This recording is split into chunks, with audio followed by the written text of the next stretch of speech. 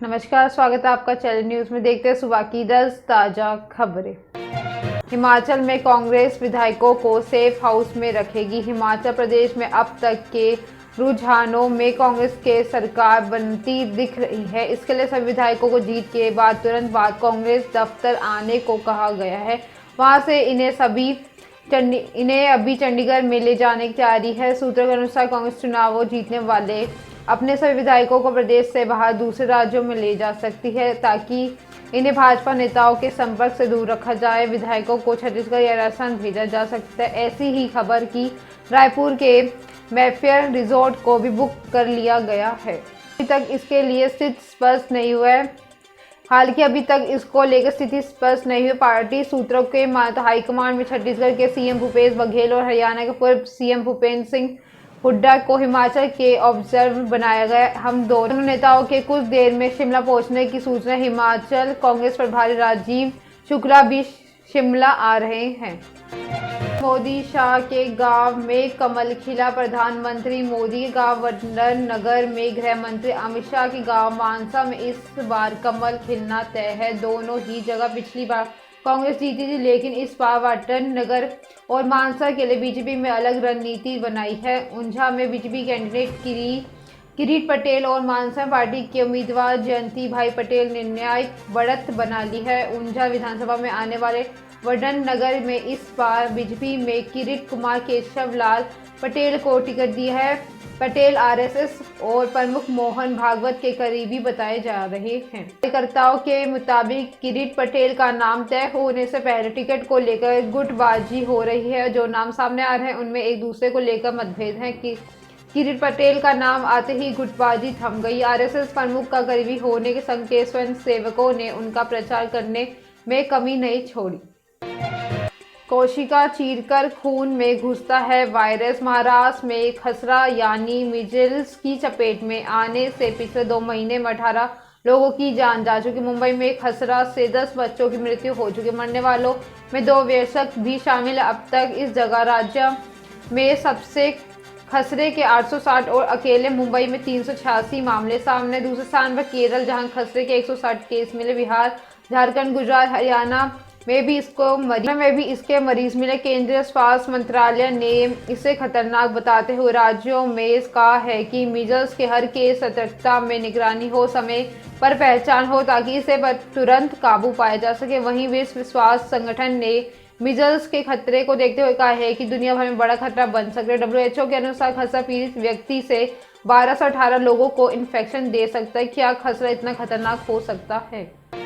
Rangers के कब्जे में बीएसएफ जवान। पंजाब में भारत पाकिस्तान इंटरनेशनल बॉर्डर पर तैनात बॉर्डर सिक्योरिटी फोर्स बीएसएफ का एक जवान बुधवार सुबह 7:40 बजे गलती से जीरो लाइन पर कर पाकिस्तानी इलाके में पहुंच गया। घने कोहरे के कारण जवान ने ये गलती तो हो गई। पाकिस्तान एरिया में पहुंचते ही इस जवान को पाक रेंजर्स ने गिरफ्तार कर लिया। जवान बीएसएफ के 66 बटालियन का है। जैसे ही उसके बॉर्डर पार करने की सूचना मिली, आला अधिकारी हरकत में आ गए और पाक रेंजर्स ने भी हिरासत में रखने की पुष्टि कर दी, लेकिन वापस न लौटाने पर अड़े हुए हैं। ये घटना बीएसएफ के फिरोजपुर सेक्टर की है। सुबह अबोहर एरिया में जवान रूटीन सर्च करते हुए बीएसएफ के जवान फिरोजपुर सेक्टर में अबोहर एरिया में भारत पाक बॉर्डर फेंसिंग की पार करने बीएसएफ के जवान फिरोजपुर सेक्टर में अबोहर एरिया में भारत पाक बॉर्डर पर फेंसिंग के पार पड़ने वाले भारतीय इलाके में रूटीन सर्च कर रहे।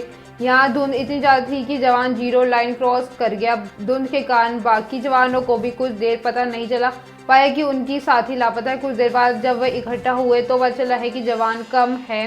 काफ़ी तलाश के बाद जब उसका पता नहीं चला तो बटालियन में हलचल मच गई। भारत ने पाकिस्तान की तरफ से घुसपैठ और आर्मर्स व ड्रग की तस्करी रोकने के लिए फेंसिंग कर रखी थी। लगभग 12 फीट ऊंची ये फेंसिंग भारतीय सीमा के अंदर की गई है और इसमें 300 से 500 मीटर आगे भारत का ही इलाका है। उसके बाद इंटरनेशनल बॉर्डर जीरो लाइन है। यहाँ सफ़ेद लाइन खींची रहती है। टेस्ट के नाम पर करोड़ों का घोटाला। अमेरिका की एक डिस्ट्रिक्ट कोर्ट ने गुरुवार को भारतीय मूल के रमेश सनी बलवानी को निवेशकों से झूठ बोलकर करोड़ हड़पने के मामले में 13 साल की सजा सुनाई। सनी पर आरोप था कि उनकी कंपनी के निवेशकों से झूठे दावे किए गए, उनमें से करोड़ों रुपए ऐंठे। दरअसल सनी की एक्स गर्लफ्रेंड एलिजाबेथ होम 2003 में एक ब्लड टेस्टिंग स्टार्टअप थेरानोस की शुरुआत की थी। सनी बलवानी इस कंपनी के एलिजाबेथ होम्स के बिजनेस पार्टनर और चीफ ऑपरेटिंग ऑफिसर थे। थेरानोस ने ब्लड टेस्टिंग के फील्ड में क्रांति लाने का दावा किया था। कोर्ट ने बलवानी को 12 मामलों में आरोपी पाए। इनमें से 10 मामले तो फ्रॉड और 2 मामले साजिश करने से जुड़े हैं। प्रोसिक्यूटर ने मांग की थी कि बलवानी को 15 साल की सजा हो, इसमें से 6,000 करोड़ रुपए मुआवजे के रूप में वसूले जाए। इस कोर्ट ने अभी के लिए पोस्टपोन कर दिया। निवेशकों से कई सालों तक झूठ बोलने और फ्रॉड करने के मामले में सनी की एक्स गर्लफ्रेंड और थेरानोस की फाउंडर का ट्रायल अलग हुआ है। इनमें से पिछले महीने उन्हें 11 साल की सजा मिली थी। के लिए एलिजाबेथ अपने पूरे परिवार और पार्टनर के साथ कैलिफोर्निया की कोर्ट में पहुंची। सजा सुनाए जाने के बाद एलिजाबेथ ने अपने निवेशकों, लोगों और मरीजों से माफी मांगी थी। पाकिस्तान में 80 लाख लोग बाढ़ में फंसे। पाकिस्तान के कई जिलों में बाढ़ का पानी अभी तक भरा हुआ है, जिसकी वजह से लाखों लोग परेशानी झेल रहे हैं।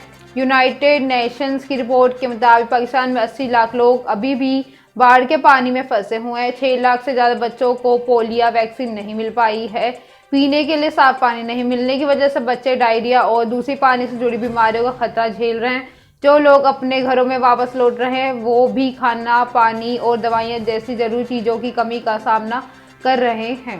यूएन के coordination of humanitarian assistance wing द्वारा जारी रिपोर्ट के अनुसार सिंध के 11 से बलोचिस्तान के 2 जिलों में अभी भी बाढ़ का पानी बना हुआ है। तमिलनाडु, आंध्र प्रदेश और पुडुचेरी में चक्रवाती तूफान मैंडूज उत्तर भारत के राज्यों में जहां सर्दी बढ़ती जा रही है, वहीं दक्षिण बारिश का दौर अब भी जारी है। मौसम विभाग के मुताबिक साउथ इंडिया में बने गहरे दबाव के कारण चक्रवाती तूफान मैंडूज के आसार है। इसका असर दक्षिणी क्षेत्रों में दिखेगा। 8 से 11 दिसंबर तक पुडुचेरी श्रीहरिकोटा के बीच उत्तर तमिलनाडु और आंध्र प्रदेश तट प्रभावित होंगे। इन क्षेत्रों के लिए अलर्ट जारी किया गया। वहीं 9 दिसंबर को 70 किलोमीटर प्रति घंटे की तेज हवाओं के साथ अगले 3 दिनों तक भारी बारिश की भी आशंका है। बुधवार को भी बंगाल की खाड़ी के दक्षिण पश्चिम और इसमें सटे दक्षिण पूर्व के ऊपर डीप डिप्रेशन बना हुआ है। वहीं गुरुवार को चक्रवात मैंडूज कराईकल लगभग 500 किलोमीटर पूर्व दक्षिण और चेन्नई 580 किलोमीटर दक्षिण पूर्व में रहा। तमिलनाडु, पुडुचेरी और आंध्र प्रदेश के कुछ इलाकों में भारी बारिश होने की संभावना है। 10 दिसंबर को इन क्षेत्रों में दोपहर तक तेज हवाओं की रफ्तार घटकर 50 से 60 किलोमीटर तक होगी। इसके बाद रात तक 40 से 50 की रफ्तार तक पहुंच जाएगी। खनन मंत्री पर ईडी का शिकंजा। प्रवर्तन निदेशालय ईडी की टीम ने बुधवार को लखनऊ और अमेठी में पूर्व खनन मंत्री गायत्री प्रसाद प्रजापति और उनके परिवार की संपत्तियों को अपने कब्जे में लिया। इस दौरान ईडी ने संपत्तियों पर अपना बोर्ड लगा दी है। सपा के शासन में खनन मंत्री रहे गायत्री प्रजापति फिलहाल जेल में बंद है। ईडी की टीम ने लखनऊ के मोहनलाल गंज तहसील के मऊ गांव पहुंची। यहाँ पूर्व मंत्री के बेटे अनिल प्रजापति के नाम पर खरीदी गई लगभग 4.5 बीघे जमीन को अपने कब्जे में ले ली। इस जमीन की कीमत लगभग 4.5 करोड़ रुपए बताई जा रही। इसी तरह अमेठी जिले के अमेठी तहसील क्षेत्र में भी संपत्ति को ईडी ने अपने कब्जे में ले लिया है। टीम ने गायत्री प्रजापति के पैतृक गांव परसावा में स्थित कृषि योग्य जमीन पर अपना कब्जा ली है। परसावा में गाटर संख्या 50 से 51, महमूदपुर गाटर संख्या 1072, बहादुरपुर भी गायत्री प्रजापति की जमीन पर कब्जा लेकर बोर्ड लगा दिया है। सीरीज चोटिल रोहित की जगह ले सकता है ईश्वरन। भारतीय कैप्टन रोहित शर्मा की 14 दिसंबर से बांग्लादेश के खिलाफ शुरू हो रहे 2 टेस्ट मैचों की सीरीज में खेलने पर संशय। हालांकि उनके टेस्ट सीरीज से बाहर होने की आधिकारिक पुष्टि नहीं हुई, लेकिन बुधवार को टीम के कोच राहुल द्रविड़ ने कैप्टन रोहित शर्मा की चोट पे अपडेट देते हुए कहा कि रोहित बांग्लादेश के खिलाफ तीसरा वनडे नहीं खेलेंगे। उनके टेस्ट खेलने पर अभी भी कुछ नहीं कहा जा सकता। डॉक्टरों की सलाह के बाद भी उनके टेस्ट खेलने पर पेस के इस बयान के बाद रोहित के टेस्ट सीरीज नहीं खेलने की अटकलें लगाई जा रही है। ऐसा माना जा रहा है कि इंडिया ए की कप्तानी कर रहे अभिमन्यु ईश्वरन उनकी जगह ले सकते हैं। हालांकि इस पर भारतीय क्रिकेट कंट्रोल बीसीसीआई की ओर कोई बयान नहीं आया। बुधवार को मीरपुर के दूसरे वनडे के दौरान रोहित शर्मा अंगूठे में चोट लगी थी, जिसके बाद वे मुंबई लौट आए। की लाइफ में नए शख्स की एंट्री। दिवंगत एक्टर सुशांत सिंह राजपूत की गर्लफ्रेंड रिया चक्रवर्ती की लाइफ में नए शख्स की एंट्री हो गई। रिपोर्ट्स के मुताबिक रिया इस समय स्पोर्ट्स मैनेजमेंट कंपनी के मालिक बंटी सजदे को डेट कर रही हैं। सुशांत के मौत के समय रिया को काफी मुश्किलों का सामना करना पड़ा था। उन्हें आए दिन पूछताछ का सामना करना पड़ा था, लेकिन अब 2 साल बाद ऐसा लगता है कि रिया की जिंदगी में फिर से खुशियां आ गई। हालांकि बंटी और रिया अपने रिलेशनशिप को प्राइवेट ही रखना चाहते हैं। बता दें कि बंटी सजदे सोहेल खान से हाल ही में अलग हुई। सीमा सजदे के भाई हैं। सोर्सेज के मुताबिक बंटी और रिया के साथ सालों में रिया ने जो कुछ भी झेला, बंटी ने इस कठिन समय में उनका हमेशा सपोर्ट किया। जब रिया के साथ चीज़ें काफ़ी बुरी हो गई तो उस समय भी बंटी रिया के लिए सपोर्ट सिस्टम बने हुए थे। जब रिया सुशांत आत्महत्या मामले में फंसी हुई थी तो बंटी की टैलेंट मैनेजमेंट कंपनी ने रिया के सारे प्रोफेशनल कमिटमेंट को मैनेज किया था। यदि सुबह की 10 ताज़ा खबरें ऐसे अपडेट्स के लिए बने रहे हमारे चैनल को लाइक करें, कमेंट करें एंड सब्सक्राइब करना ना भूलें। धन्यवाद।